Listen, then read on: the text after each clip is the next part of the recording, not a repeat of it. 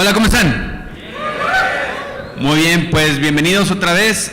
Tenemos el privilegio de contar con la presencia de Chris. Les voy a platicar brevemente quién es Chris. Él nos va a platicar un poquito de su vida, de su experiencia y algunos tips para los desarrolladores de videojuegos. Bien, es Game Designer de Moon Studios. Todo el mundo conoce a Moon Studios, desarrolladores de Ori. Animador, freelance y experto en modding. Chris Mc Entee empezó su carrera como animador, iniciando con proyectos en Warcraft 3, pasando por Ubisoft, donde trabajó en serie de videojuegos de Rayman, hasta llegar a Moon Studios, un estudio creador de Ori y de Blind Forest. Con la conferencia 35 Game Design Mistakes, demos la bienvenida a Chris. Thanks.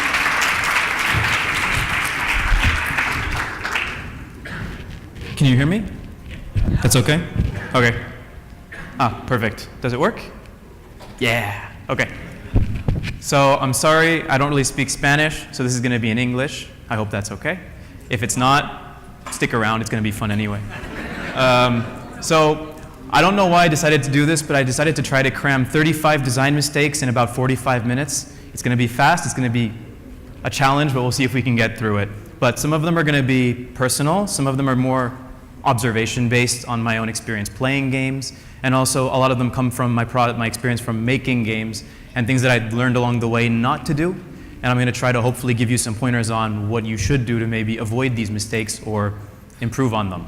So I don't really need to do all this because they just kind of did that in a video I didn't know about. I did not work on Ori and the Blind Forest. I joined the studio after, but that's what the studio made, and I'm working with them right now on their next unannounced game. So without further ado, game design mistakes. So I just want to say one more thing. These are not in a special order, okay? There's like 35 of them, and they're all randomly placed, and number 1 is not more important than number 30, and number 35 is not the most important thing in the world, okay? So just take each one as an individual thing, and let's get through this, okay? So, number 1, everyone's favorite, unskippable cutscenes. So this is something that really pisses me off, and I'm guessing it pisses off a lot of other people that play games too. And this is a game called Enslaved, Odyssey to the West, which I actually loved as a game. I thought it was really fun, really dynamic, beautiful. It was really great. The problem was that they had a tendency to put unskippable cutscenes in the game and then put checkpoints before the cutscene. So basically, you'd have a boss fight where you'd have a cutscene that's maybe 2 minutes long, then you'd have a boss fight, and if you die, back to the beginning of the cutscene. And you didn't have a skip button. So you had to watch the same 2 minutes over and over again. It's like watching the beginning of Terminator 15 times, just so that way you can get to the next part. It's not fun. And they're kind of guilty of this, and it really kind of ruined a bit of the experience for me. But it's just something that's easy enough to avoid by just putting a skip button. I mean, I know that you put a lot of work into making these cutscenes and you want people to see them, but ultimately it's a game. And gamers gonna game, you know? If they want to play, let them play. And I'm okay with, honestly, having the first time you see the cutscene it being unskippable, but then if they see it a second and third time, please just put a button. It's going to be better for everyone. So this ties into my next point. People hated it. There's some examples for proof. It's not just me. So this one kind of ties into it. Badly placed checkpoints. I think everybody also knows that that kind of sucks in games too sometimes. When, for example, in Rayman Origins, we had these bosses. And in the boss fight, you have like 3 parts to the boss. So you beat the first part, you beat the second part, and then you die on the third part, because it's the hardest one, right? You go back to the beginning and you start over and you have to do the first part, the second part, the third part, and so on. And it kind of sucks because the first 2 parts take a little while. You've already mastered them, you already finished them, so why do you have to do them again? And it just gets very tedious after a while and makes the whole thing harder and more annoying than it has to be. So what we did in Rayman Legends, the game that came after it, is we put checkpoints in between the phases of the boss battles, and we saw through play testing and player tracking and stuff, that more people were finishing these bosses and continuing on with the game rather than stopping. And it's because we added these checkpoints to sort of alleviate the frustration and let them actually finish the boss that they're capable of finishing. Number 3, don't you just hate it when you're playing a game and then there's a cutscene and the character you're playing does something that you wouldn't do if you were playing the character in that cutscene, right?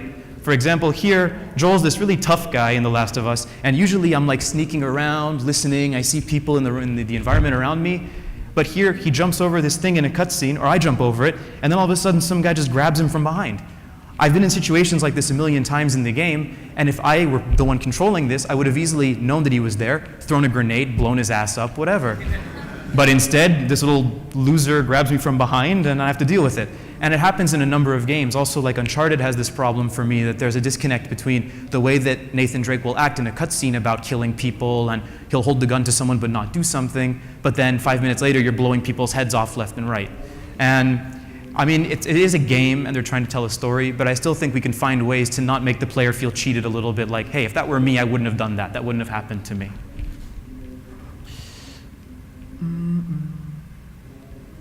Whoops, spoiler. Okay, so another game that I actually loved. A lot of these games that I'm actually saying have these mistakes in them, I honestly love them. They're really great games, but that doesn't mean that they don't make mistakes. So Dishonored, for example, part of me doesn't want to say it's their fault. Part of me wants to say it's mine. But the thing is that when I was playing Dishonored, I played for like maybe the first 2 hours. I loved it. It was awesome. I was really good at it, and then I died.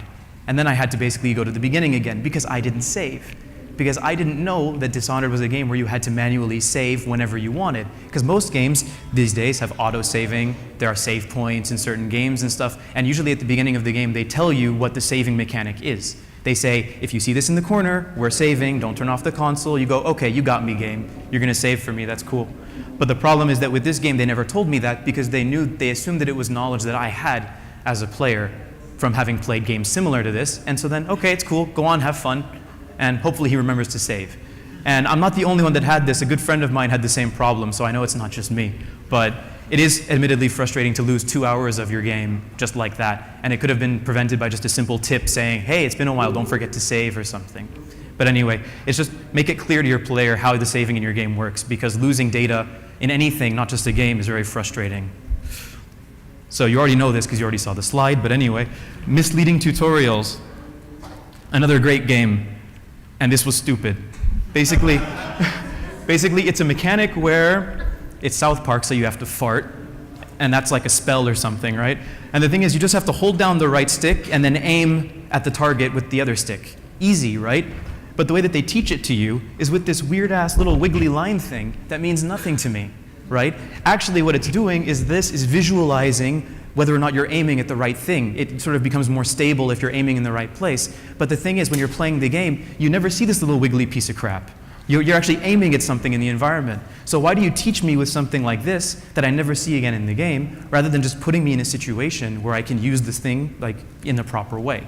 So tutorials really need to be placed properly, and they shouldn't be misleading. They shouldn't be teaching you something you're never going to see again. They need to be representative of the situation you're going to be in the actual game. Hand-holding. If anyone's played the recent Zelda games, especially Skyward Sword, you'll probably hate this character. And also, you'll hate Nintendo for what they did with the hand-holding in the game. Hand-holding is basically where the game will lead you, guide you through everything, just like a mother with a child. Like, come on, let's go play, let's have some fun.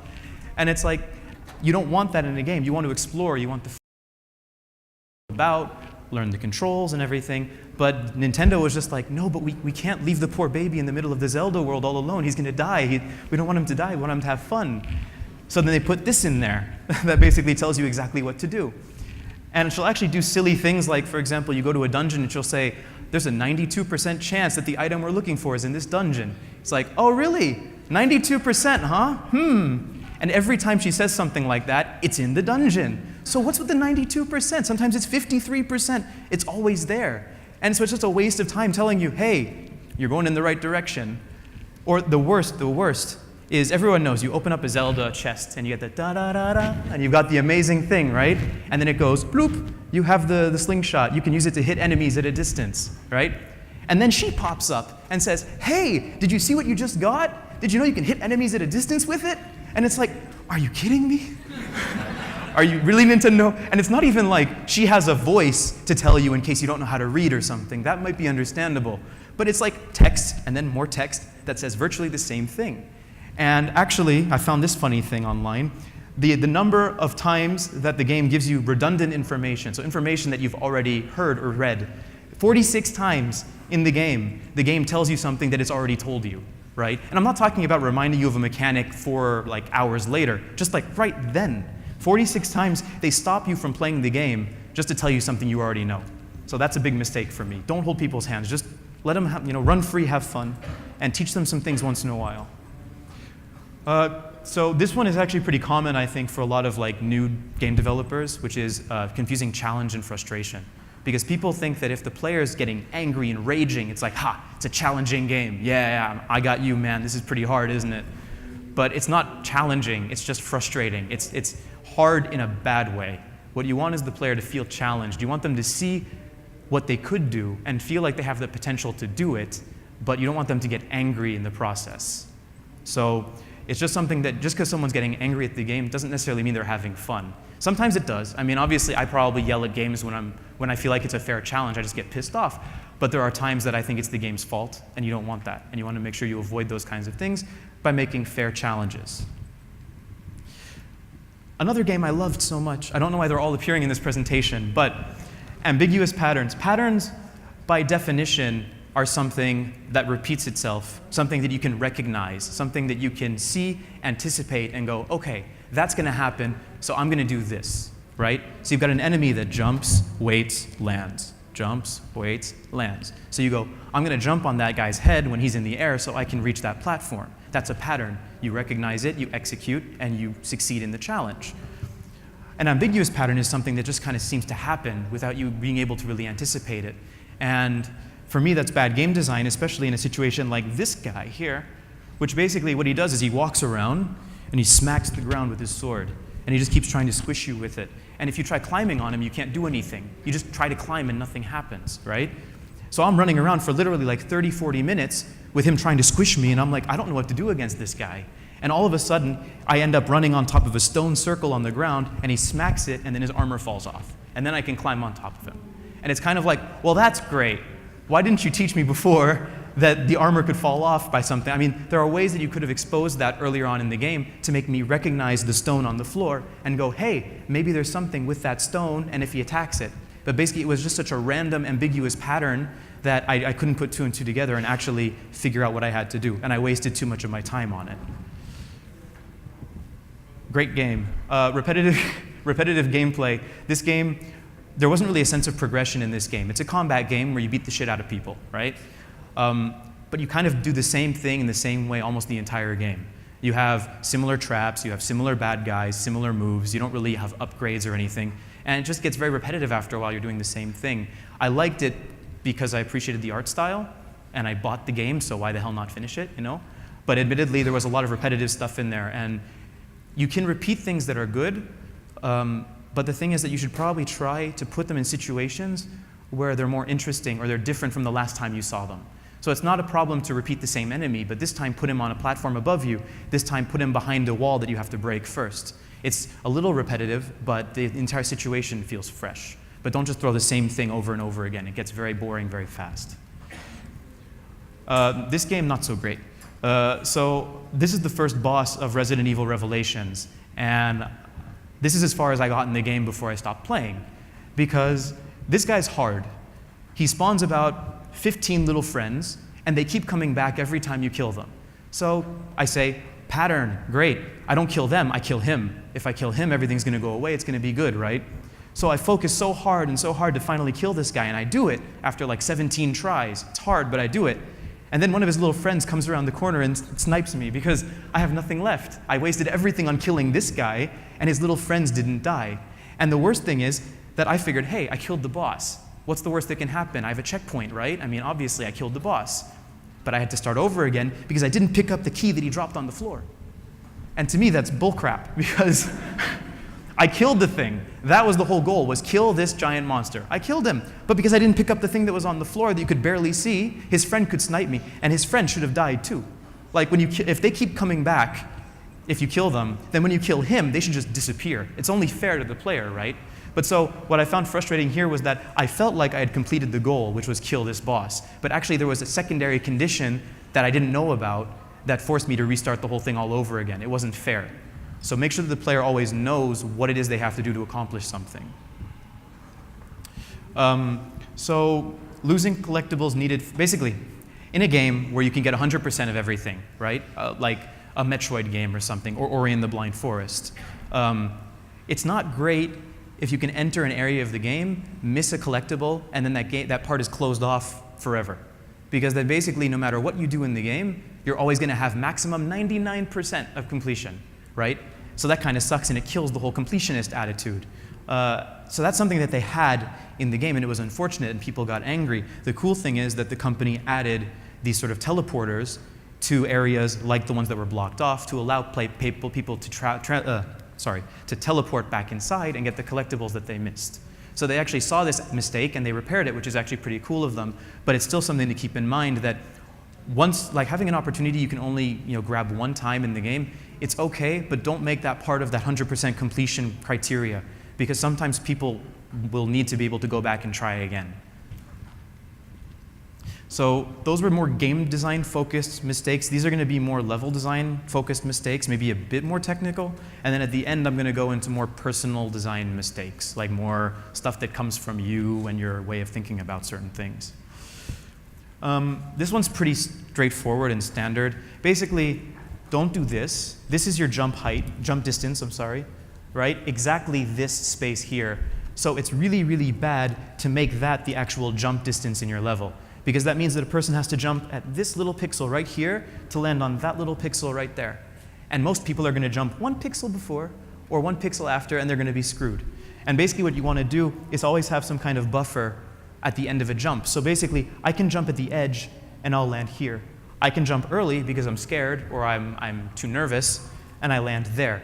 But you always want to add this kind of buffer in your metrics to allow people error tolerance, to let them make mistakes and still continue on with the game. Obviously, this distance can get a little bit wider the longer you get into the game to encourage people to be a bit more precise. That's not a problem. But you should never really be making these pixel-perfect jumps, because it's just going to be really, really unclear for the player.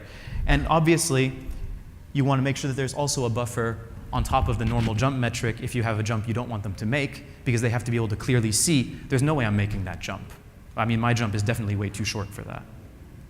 But this is something that I see in a lot of like early level designers when they're building stuff. They do a lot of this because they think, but it's so perfectly tuned. Like, look, if you just do what I do, and they make it. And it's like, yeah, but I'm not you. I don't know exactly where to jump. Obscuring danger. So everybody can tell, right, that that's going to kill you if you fall inside. It's the only empty space on the screen. Everyone knows that mechanic. Okay, but if you're playing this level and you have this, is it so clear anymore? And it might seem really retarded the way that I put this together. It's like, well, no one does this in games, right? But working on Rayman, which is a very artistic game, we actually had a lot of instances where there were these sort of gaps in the floor where you could die, but the artists thought it looked ugly. There was too much empty space. So they would put like little decorations, like plants or clouds or things, to make the screen feel more, like make the composition feel better, make it feel more framed. And what it did was, it obscured the danger. So in playtest, people would jump and fall in there and go, I didn't know there was something there, what the hell? And it's like, yeah, well, we have to move those things away a little bit to make sure that it's very clear what's going to happen. And it's the same with spikes and things. Like, you can't just put decorations around to add some depth and make it look cooler, and then obscuring gameplay in the process. It has to be sort of harmonious. The gameplay and the art have to complement each other. So this did actually happen more often than you might think when we were working on Rayman, just not with pixel clouds and Mario stuff. This sucks. Basically, I'm guessing anyone that's played Donkey Kong Country is familiar with this kind of crap, right? Which is basically that to get these secrets, you have to either make a mistake and get super lucky, or you have to waste a lot of lives jumping into random holes and hope that you actually land in a barrel. There's no tell, there's no little indication, no hint that there might actually be something there. You just go, oops, a barrel, pff, and you're off on a secret ride. And I'm honestly, personally, very much against this kind of design, because I think that secrets are meant to be something that a player looks for in an environment, and they have the satisfaction of knowing, I saw that, I went there, and it was there. Even if it's just a little sparkle on the floor, a little bit of white paint or something around a corner, you go, I think there's something there, you go and you discover it. And here, there's no room for discovery. It's just, oops, there it is.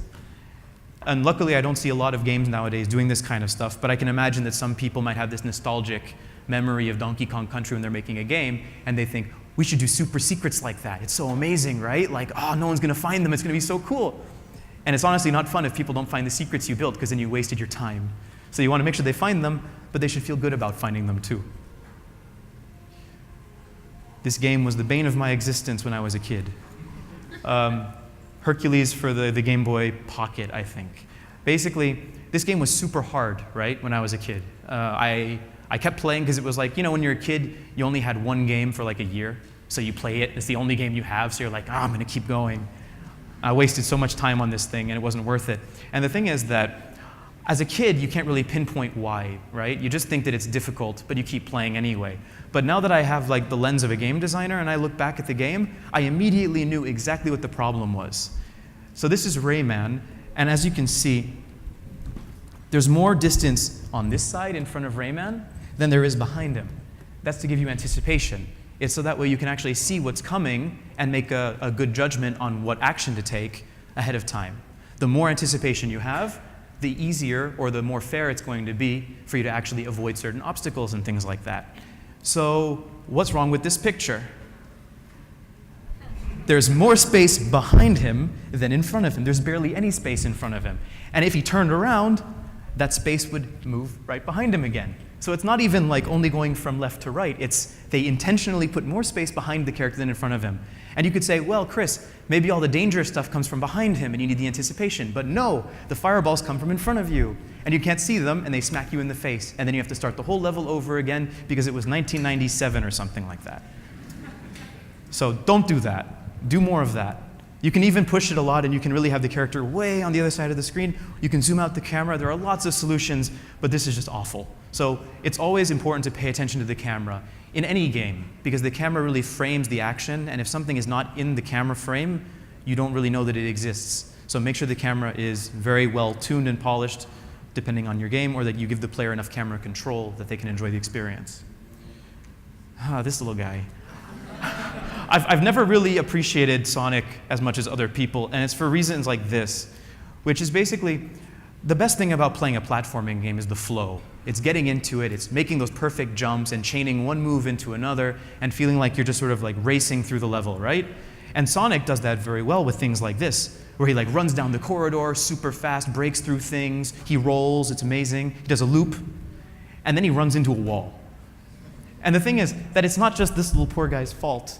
You know, it's the level designer that screwed him up. Because, as you can see here, the level tosses you into the wall. It stops you on the platform. It's intentional, and it's really bad for me. Because every time I play a Sonic game, this is the feeling I get. I always feel like I've got these moments of, holy crap, this is amazing, super fast, gotta go fast, Sonic. And then, boom, into a brick wall. Or I'm in a section where I've got these platforms that go like this. And I have to jump on one, and then I have to wait. And it's like, this is not Sonic. This is not what the game is all about. So I use this example for this mistake because it happens in other games, but this is a very extreme example for me. And try to avoid this kind of stuff. You want to encourage the flow, and especially in a game like Sonic, where flow is kind of the theme. It's like speed, gotta keep going, gotta keep moving. Encourage it. Don't discourage it with level design like this. Bye, Sonic. Unfair teasing.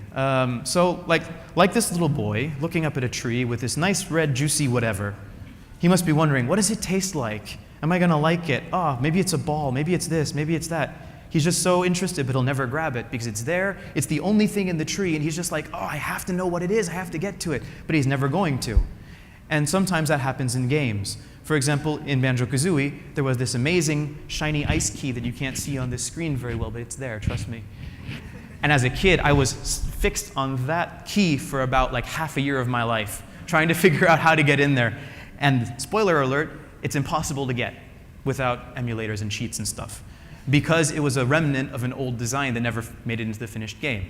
So that was unfair and it was there for a different reason, but it illustrates my point, which is that don't put something in the game, like for example, a shotgun on the wall of a building, right? And the player goes up to it, presses the X button, and nothing happens because it's just a decoration.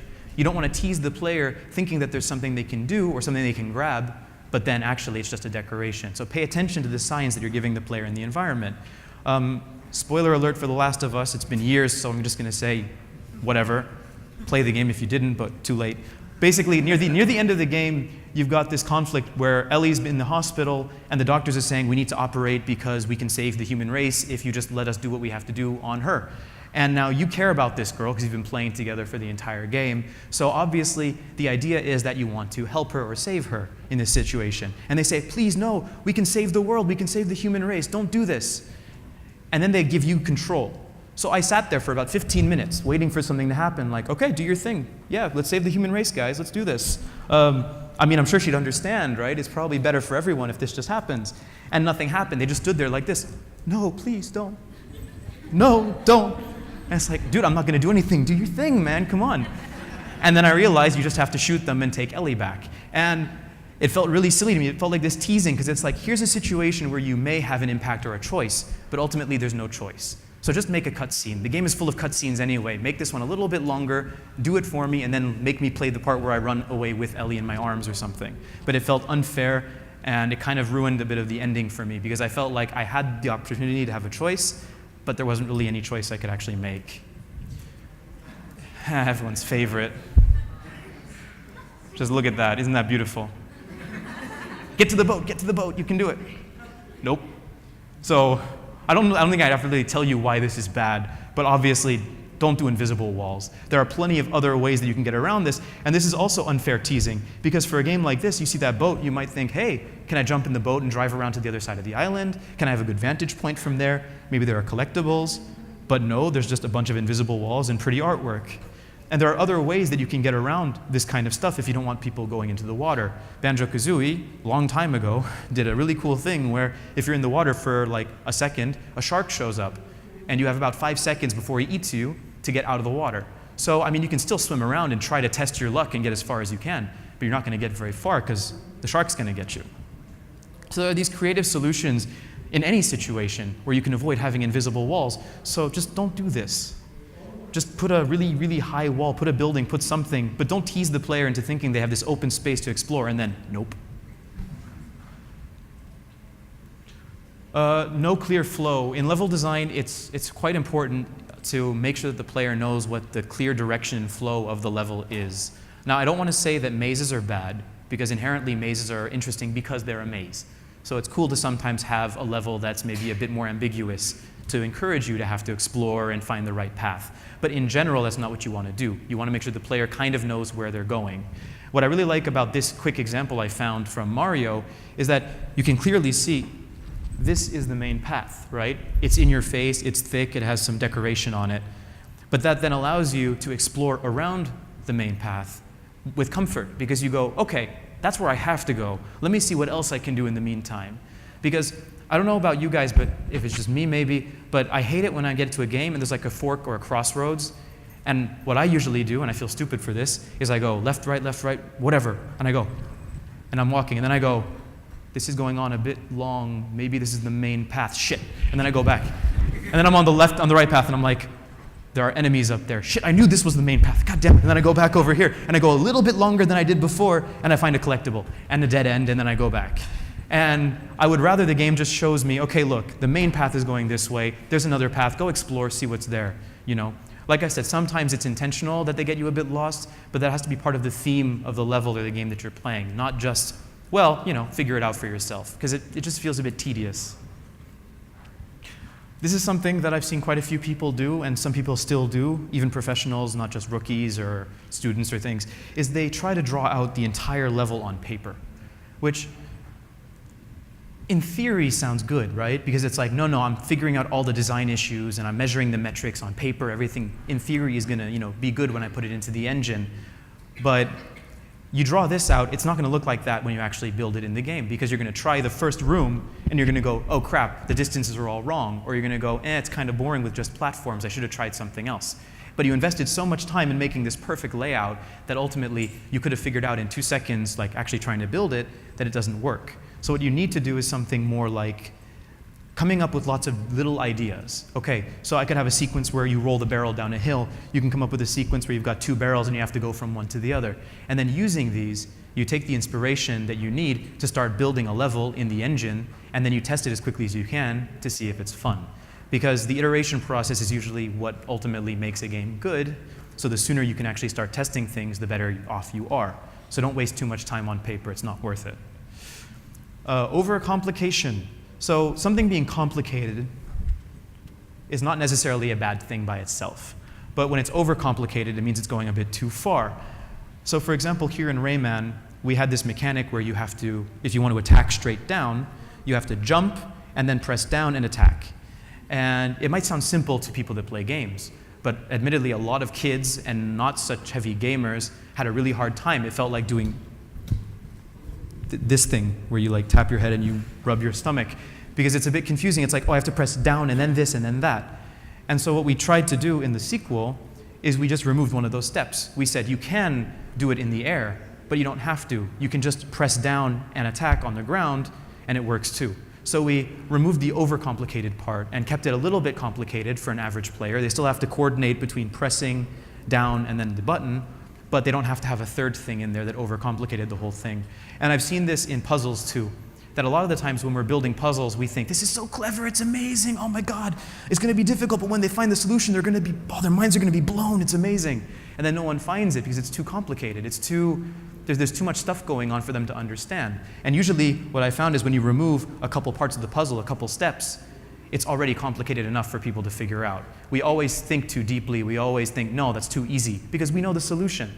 So it's like, you have to pull the lever, push the block, and then open the door. For us, it's like, come on, that's easy. Everyone's going to walk in the room and know immediately what to do. But they don't, because they've never been there before. So they have to observe, they have to experiment with the levers and things. So try not to overcomplicate things, because it gets easy to do so as a game developer. We know our systems better than anybody else. But just try to keep it simple and play test often enough to see if something's a bit too difficult. Constraints are usually known as something that holds you back. You know, okay, you're limited by them, but what I like to do is use them to push me to be more creative. So I found this cute little drawing online which kind of sums up what I feel, which is a beginner views constraints this way and a professional views constraints this way. Because they feel limited by them and they complain about them all the time and say, oh, I can't use more, I want to use these enemies, why can I only use these enemies, it's not fair. And then it's like, the other person is going, no, that's fine, with only these guys, I think, yeah, I can combine them with this and try this. It forces you to think outside the box. If you're given all the toys, you can do whatever you want. You're usually going to go for your favorite, right? You're going to be like, oh, I'll get Spider-Man. And they'll be like, who's he going to fight today? But if you take away the Spider-Man and say, what are you going to do now? You can either complain and say, no, I can't do anything without him. Or you go through the box and you start looking for other things you can use and you go, hey, I haven't played with him before. And then you start playing and you discover something new that you wouldn't have thought of before because we took something away from you. So just embrace constraints. Whenever someone tells you you have to write an essay in 2,000 words, don't go, oh, but I have so much to say. Just go, okay, what can I say that's going to be powerful enough in only 2,000 words? And that kind of ties into having a clear theme. Because when you don't have enough constraints, it can be easy to toss a little bit of everything in your level, right? You just go like, your entire level is focused on enemies and snakes and collectibles, whatever. And then you go, but in this one part, it would be cool to have a spring, right? So then you just drop that spring in there. But it feels out of place because it's not in line with the rest of the theme of the level. But if you have the constraints that tell you, don't use those springs, try with other things, it'll force you to go, what can I do to have a similar effect, but with something that's in line with my theme and my focus? A theme, can be anything. It can be the story, right? This part of the story is that this person is wounded, so everything he does is a little bit slower and he's bleeding, so you have to build the level to compensate for that. It can be the environment. This is behind a waterfall. So what can I think of for interesting mechanics that complement being behind a waterfall? And there are plenty, like things coming down with the water that you have to collect and things. But if your level lacks focus, the player's going to feel it, and it's going to feel a little bit all over the place, and it's not going to be as harmonious or fun than it could be. This is just general game design 101, or level design 101, so I just want to go through it briefly, but you introduce something new, like for example, these little flowers that make you bounce when you attack them, right? A lot of designers that I've worked with, like mostly beginner ones, would just immediately toss it in at the very beginning of a level with spikes all around and force you to do the move or else you die.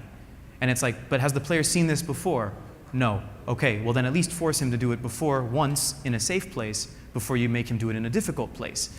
But you need to take it one step further back and actually expose them to the element before. What I mean is, they can jump past this and they can jump past this. These are not necessary to finish the level. They're optional challenges, they're optional experimentation opportunities. You don't get anything from breaking this first one. There's no collectible, there's no reward. It's just for you to understand, for you to experiment and discover and go, oh, that's what this does. And then immediately we give you a little mini challenge to show what you've learned. And by the end of these two things, hopefully the player understands the mechanic, and then later we can force it and challenge it, and they'll actually know what they're doing. So challenging mechanics too quickly is the same problem, where you say, well, you know, I think they know what they're doing, I exposed it, they could have explored a little bit better, so now let's challenge it. But you need to force them too. You need to say, okay, they've had time to explore and try and test things out, but now we have to make sure that they know what they're doing. And that's where you force them in a place where it's not too difficult, not too dangerous. Only once you've done that can you then take it to the next level and add things like enemies, projectiles, and things that are a bit more dangerous and a bit more hectic. So just make sure that every time you add something new to your game, you introduce it in an organic way. You give the player room to explore, discover, learn, and then execute. Playing it safe too early, this kind of like relates to pre-production, where you're sort of exploring and figuring out what the game is going to be, right? And I've seen a lot of people that are very rational, and they're like, okay, well, we're going to do this way because that's how every other platforming game does it. Done.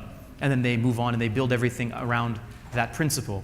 But what I noticed is, at that point, you need to go crazy. You need to do silly, crazy, wacky things. You need to go extreme, because only by doing that can you actually find the things that are the most interesting about your game, right? So for example, with this, when I was building Rayman Legends, I was supposed to be working on these sort of multiplayer mini games. And I said one day, why don't I just toss a physics ball in there and see what happens?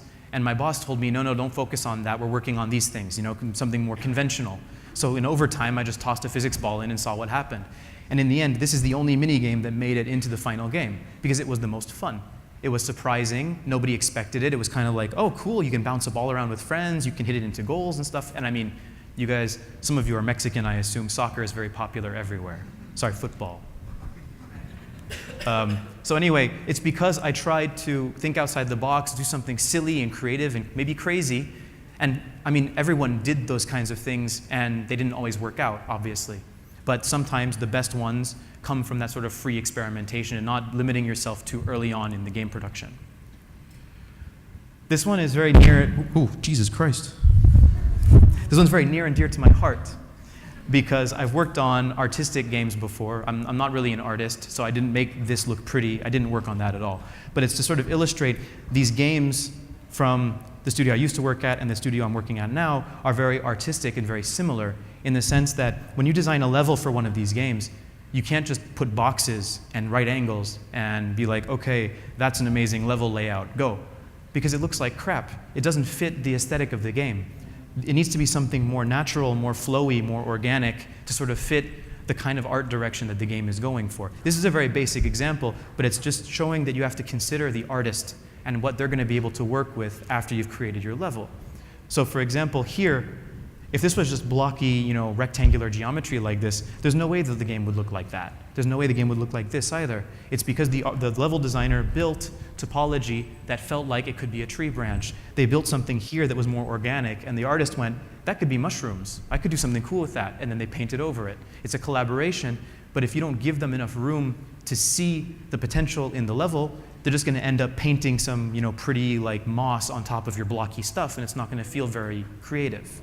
And sometimes it's even nice to have a whole screen of nothing to do so they can actually put decoration and people can appreciate it.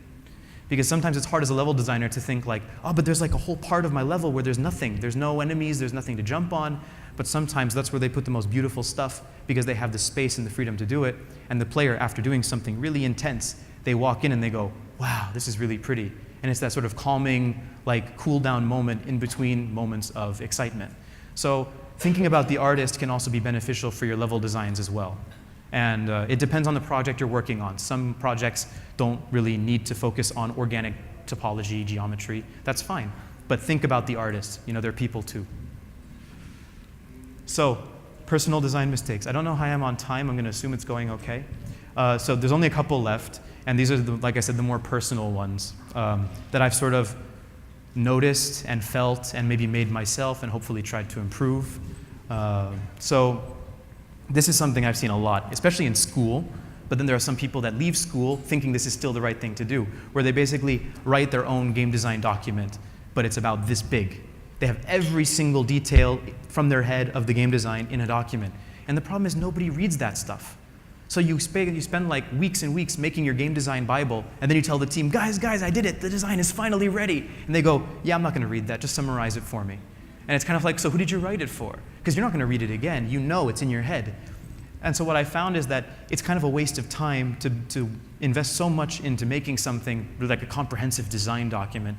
And what I'd like to do is make more concept documents. Just a quick little document with a mock-up or an idea, a sketch, and then have some ideas and details, and then send that to the team. Because what it does is it also gives them the creative freedom to add things on top of it, to think about, okay, if I build this, it would be cool if we had this too. But if you write this big, extensive document, you're telling them the jump metrics, you're telling them all the little details and stuff, they're going to look at that and feel like there's no room for me to, contribute to any of this. I just have to follow the instructions and build it out. And it's not going to be fun until you actually test it and see if it, works in practice. So there's no point in investing so much time. It's like spending too much time drawing on paper before building the level. It's the same, but with words. Don't do this. Just focus on little short documents that explain to the team what you want to do, and then just get into the game and start building things. This one I have actually seen in big companies more often than should have been seen, where basically there's this sort of mentality of, okay, the game isn't fun yet, the prototype isn't fun yet, but don't worry, when we have this and this and that and that and that and that and that and that, it's going to be fun, trust me. And how long is that going to take? Well, I guess about 6 or 8 months, but trust me, when we have all that stuff in, it's going to be really fun. And that's a red flag, because if you can't make the core of your experience fun without that and that and that and that and that, then it's probably not going to turn out fun when it has all those things in it. Those things are just going to sort of hide the fact that the actual core game isn't very fun. So the way I see it is, if we have a new enemy in a game or a new attack move or something, if that's not fun in an empty room with one enemy, or you're just fighting against the new enemy, if that's not fun, or if you can't make it fun in a very simple situation, then you need to improve what it is that you're testing. Because if the attack move that you built isn't fun, having more enemies and more levels and more whatevers isn't going to make that any more fun. It's just going to hide it. And what you want to do is make sure that everything in your game is super fun. So focus on the core experience that's going to be the base of your game. Make sure that that's really, really fun as early as possible, and then add stuff on top of it. This is something very, very personal that I just noticed from myself, that whenever I build something, my first try sucks. No matter how experienced I feel and no matter how amazing my first idea seems, when I build it out, I got to the point where I build it as an exercise to then throw it away and then build again. Because it's basically getting the first instinctive crap out of my head, so that way I can then really focus on making something interesting. Sometimes it's fun to the point where I can take that as a base and I can build on top of it. But I would say don't just go with your first instinct when you build something. Really analyze it, have a look at it. Is it really fun? And don't hold on to it because it's like, well, it was the most amazing idea ever. It has to work. We just have to change this and this and this. If you can't get it to work relatively quickly, just move on and try something else. It'll be a lot better for you and for the game. So, and as you can see, he says first try. It's not really the first try, is it? Yeah, everyone loves this. So, holding on to good ideas that are incompatible. Everybody loves bacon, right? There are some vegetarians out there, but you love bacon. So everybody loves bacon. It's a great thing. So it's like, it's a good idea. Bacon, yeah, cool, great. Any meal, add some bacon, we're going to be good. This is a metaphor for games, by the way, don't worry. So basically, it's like, so this is the best idea in the world. We're going to make an amazing meal out of it, right? What are the other ingredients? We got this amazing stuff over here. What can we make with peanut butter, jelly, banana, bread, and bacon? And then you go, well, I feel like Everything else would make a really great thing if you just put the bacon aside. And it's kind of like in a game where you've got this amazing idea like a jetpack. You go, oh, but we have to have a jetpack. But everything else in the game doesn't fit having a jetpack. But then you spend weeks and months fighting and trying to cram this idea into the game because you're convinced that it's a great idea. But you have to look at the idea from the perspective of the entire product and all the other ideas that you have. And in this case, I mean, it's all up to personal taste, to be honest, but I don't think bacon really complements a peanut butter, jelly, and banana sandwich. So in some cases, it's just better to say, okay, away bacon, stay out of there and let me have my sandwich. So sometimes you just have to let these mechanics go that really aren't compatible with the rest of your game. And even in the game I'm working on now, there have been days where we realize we've been spending months trying to cram something into the story or cram something into the game that just doesn't fit. And somebody just has to speak up and say, hey guys, do we really need this? And then we go, I guess not. We throw it out and we continue from there, and it always feels a little bit better. This one happens quite often too. It's designing for yourself, and everyone does that because when you make games, you always like to play games. So obviously, when you're making something, you want to be able to enjoy it yourself. So you fall into this trap of designing the game for you, and you're like, I think it would be cooler if we do this. I think it'd be better if we do that. The thing is that these are probably the people that are going to be playing your game, not you. And you have to think about what they want and how they can play. It's a bit like the overcomplication thing, where you make a puzzle that you think is very clever, but that doesn't matter if nobody else can figure it out, right?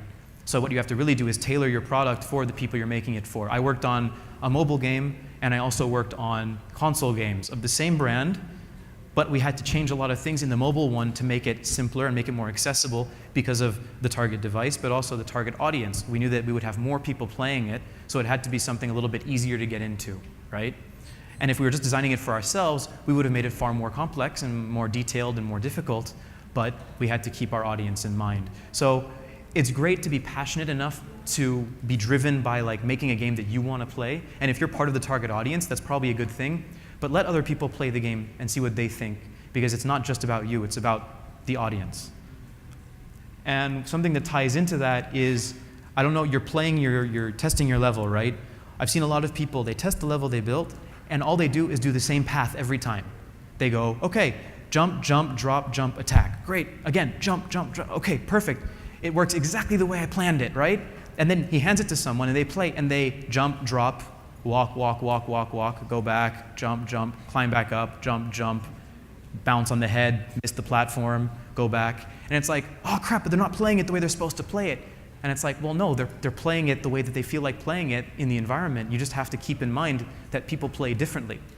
And so what I'm trying to say is, when you play test your stuff, you have to play it like you're someone else too. So what I usually do is I test my flow. I go, perfect, awesome, I love it. Then I go, okay, let's go very slowly and jump a little bit too late every time and see how it goes. And then I play and I'm like, ooh, maybe if I move that platform a little bit to the left or make it a little bit larger, it works for him too. Great, cool. Now let's try a different approach, the guy that attacks every time.